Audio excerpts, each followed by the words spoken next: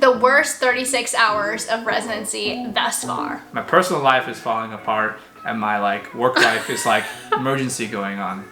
Hey guys, it's Miki and Kevin. Today we're back on the channel because we've got a juicy story time to tell you guys. So if you're new to this channel, I'm a registered nurse. I'm a second-year surgery resident. So it's been 2 years since you've graduated from medical school and now you're in your second year of working. Yes, training, working. Now if you've ever watched any of the TV shows, whether it's Grey's Anatomy, The Resident, yes, there's a lot of inaccurate information in them, but there's also a lot of truth when it comes to, you know, the crazy hours, the crazy scenarios, the things that happen to people. I mean, they're things that often happen in real life. Kev wanted to be on the channel today to tell you guys an interesting story. The worst 36 hours of residency thus far. As a surgery resident, you work kind of the weekdays from 6 a.m. to 6 p.m. But oftentimes you have to be on call at night from 6 p.m. to 6 a.m. the next day. And then you have to kind of work normal the next day from 6 a.m. to 6 p.m. So it's like 36 hours straight. When you're on call, you don't have to, you know, be at the hospital all the time. But if you're called in, you have to take care of what needs to happen. So sometimes, unfortunately, you'll end up having to work 36 hours in a row without any sleep. You're gonna get called about things where it's not necessarily an emergency. It may be a 5-minute phone call, but other times there might be, you know, a situation where you have to head to the OR and you're going to be in the operating room all night. So it depends. Some people are lucky, some people are not so lucky. So I guess I'm going to talk about last week was one of the worst 36 hours where I didn't really sleep at all. You know, I began the day like any normal day where I worked from 6 a.m. to 6 p.m. We did a couple of surgeries, saw a bunch of patients in clinic. But you know, when you have an impending doom where you know you're going to be working at night, the day kind of goes by a little bit more dreadfully, right? Because you're like, I have to preserve some energy for later. Around like 6:30 p.m. I was done with all the things I needed to do in that hospital, and then I was on call overnight at a different hospital. And so at that time I drove home because I wanted to take a nice shower, eat some food, and see Miki, which I did. And then I actually was pretty lucky. I didn't get any calls or pages from that hospital till about like 7:30 or 8 p.m. So you have a beeper that kind of yells at you. So regardless if you're asleep, taking a shower, eating food, or whatever, working out, whatever you're doing, that thing beeps and you have to answer it within like a reasonable amount of time because it can be an emergency. So you're kind of at the mercy of this little box thing. I got a page around 8 p.m., 7:30 p.m. and it was like, urgent, surgical emergency. And so I was like, oh crap. So I was like, got all my stuff together in like the next 45 seconds and then I rushed out the door. And then I look outside and my car is like no longer parked outside. I was like, what? Where did it go? Where's my car? So I'm like, how do I get to the hospital? So I like walked back inside and was like, hey Miki, my car is not there anymore. Okay, to give some context, we may or may not have been parking in a place that we should not have been parking. Our apartment complex is working on its parking situation. Yeah, and so a place that was okay to park previously is now not okay to park, but Kevin literally was only planning on coming home for 30 minutes to an hour, and so he was like, oh, it's literally just 30 minutes, let me just park right here, eat some dinner, and then I'll come back out, right? Yeah. And then it was no longer there. Yeah. And so I was like, oh, can I take your car? Like, I need to get to the hospital the next 5 minutes. Right. And I'm like, did my car get towed away or something? But Miki, you were very, very helpful.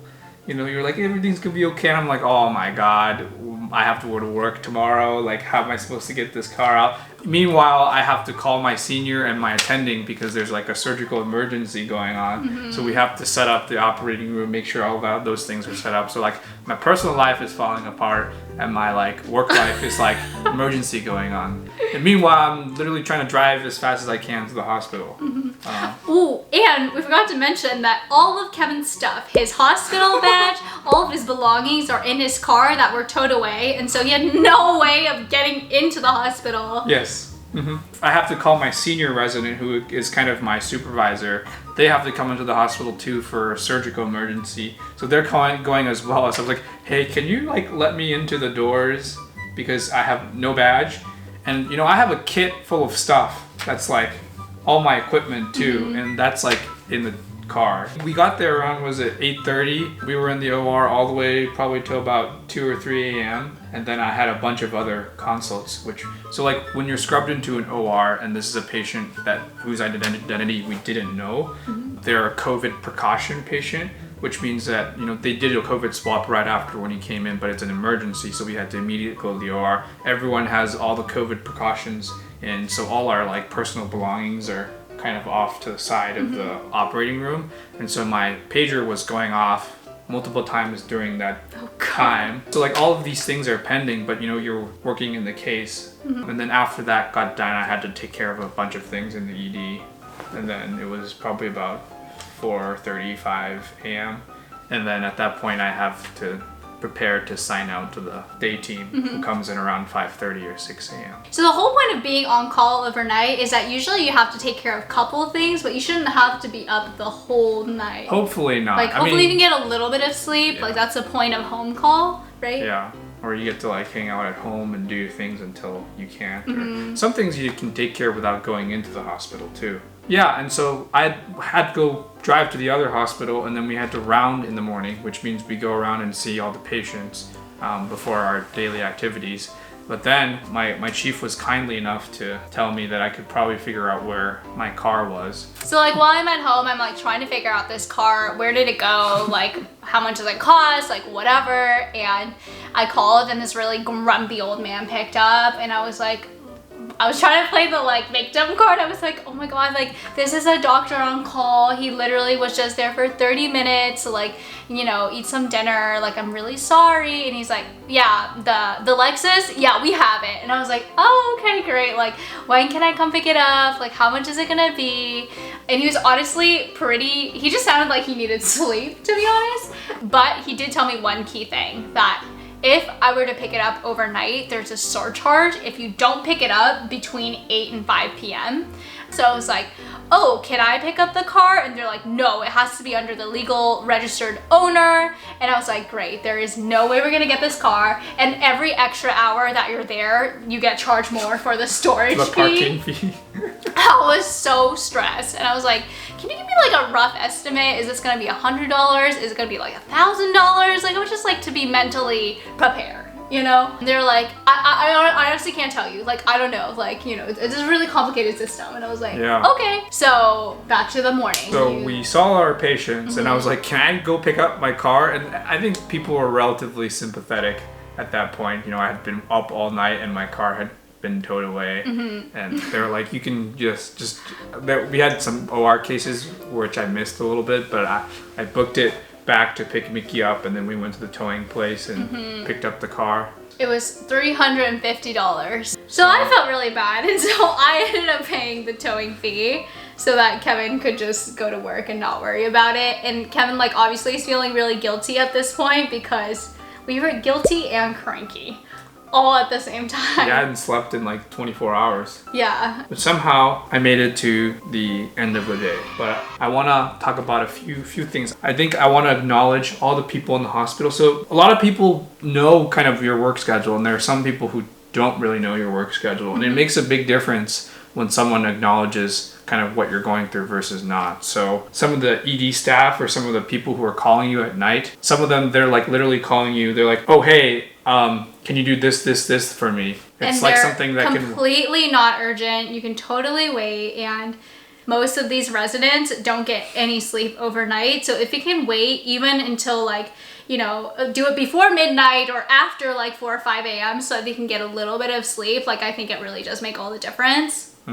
Yeah, and just people acknowledging, like when I'm operating in the OR, they don't know I've been awake for 24 hours. They don't know what I've been doing. But some people, ask and say, how are you doing? Versus other people, I mean, it's hard to know what context of what these other doctors or folks have gone through. It's just when someone is willing to acknowledge the work that you're putting in, it obviously feels a lot better. Like you're already spread so thin, right? Like when someone brought you a chocolate bar, right? Yeah. Like, it just makes you feel appreciated. Yeah. Other crazy things, we're living in a world where COVID's coming back. We deal with a lot of cancer patients, and our goal is to try to see them as quickly as possible and kind of get them to all their workup that they need. But to do that, a lot of moving pieces have to come together.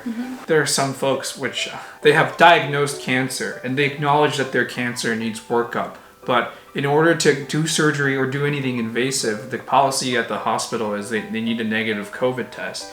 But there's a patient that I saw last week who denies that COVID even exists. So he does not want to get a COVID test. We're not able to see him and treat his cancer that is every day slowly growing and killing him. I mean, it's just really disheartening. Like, the hospital systems are collapsing. Healthcare workers are so exhausted. I can tell you other stories where, you know, I'm in the emergency department overnight that day. And I have to go, you know, sew someone up or fix something. And well, the hospital is very full, unfortunately. And like even the staff, we get emails every day saying that, you know, if you can discharge your patient, discharge them as early as possible. So we're incentivized to discharge patients perhaps before they're ready. And we're inclined not to admit patients if they don't need to be. You shouldn't have to base your medical decisions as a doctor on what's going on in the hospital. You should be able to, oh, I want to do surgery on this patient. I want to admit them to the hospital. And it shouldn't be based on an outside factor where, oh, like, we don't have to do it this way, but because of the situation, then we have to discharge them. And we're in the place again, it's almost like the beginning of the pandemic where we are now again canceling elective surgeries, which obviously if you need emergent life-saving surgery, that won't be canceled, but well, how about for the older people who need a hip replacement, like a knee replacement? Like those are, you know, things that help improve the quality of life, that anything that requires a hospitalization associated with a surgery is being canceled right now. And we've already put people's health on hold for 1.5 years now with the pandemic. And so there's only so much longer people can wait before really big impending things happen, right? And that's what we're seeing in the healthcare system right now. Even more so, hospitals are under financial stress. It's the procedures that are elective, you know, surgeries, hip surgeries, and those things that make money. So hospitals around the US, a lot of them are having a lot of money issues. You know, as residents and as doctors and as nurses, we're kind of little pawns in this whole picture, and a lot of us have been having to work extra. I mean, I'm telling you this story as this is like the worst week. I'm not saying that this is what happens every week. Well, you actually didn't even give context for the week, right? So Kev was on Q2 call, which means that every other night, overnight, he also has to cover on top of working his normal 16-hour day during the day. And that was a week where you had 3 call shifts that week. Yeah, and on Sunday night, Tuesday night, Thursday night. All 3 of them you were called in for an emergency surgery. The issue is that recently, every night, something's happening. Yeah. So it's becoming the norm. Moral of the story, be nice to your physicians. They are going through a lot. They are taking care of a lot of patients. And if they are not responding to you or taking a little bit longer, it's probably for good reason. As a nurse, like I typically have a certain number of patients that I have to take care of, right? Depending on where I work. But as a physician, there often is no cap. So, you know, overnight you could be covering up to 60 patients, and it's tough. You're doing good work. I have these patients saved up on a list somewhere, and I look at them, and actually one of my attendings actually, you know, sent me a message saying, oh, this guy's doing pretty well. We're still doing these things. But it's good to see that not sleeping at night has helped someone in some way. I mean, you're really out there saving lives. Yeah, it's kind of weird. Do you have any advice for people who want to be physicians? So I think the biggest thing is you should really shadow as much as you can into as many things as you can. You should try to step in those doctor's shoes to see what their life is like from different levels, from all the way up to the attending. What is it life like as when you're a senior, the attending? You should see what it's like to be a resident. How long is that? Like, are you going to be able to go through that? Is that something that you're be able to sacrifice 5-7 years of your life doing? Is that a life that I want to have? And the only way you can kind of see that is to shadow and be in that situation. Like talking to them, I guess listening to me might be a little bit helpful in some ways, but to actually like go into the hospitals and see what they're doing is important. Okay, thank you guys so much for watching this video. I hope you enjoyed it. Don't forget to hit that thumbs up for more story times and leave us a comment down below. This is supposed to be like our podcast or like Car Talks with Kevin. I know we would love to do a podcast and get like cute couches and mics, but I don't know if anyone wants to listen to us, so. Yeah. Okay, hope you enjoyed this video. We will see you guys next week. Oh, don't forget that you're a 10 out of 10. And don't let anyone ever make you feel bad. And your best is always enough. Hey, your best is enough. My best is enough. So I'm gonna go get some sleep. Okay. Bye!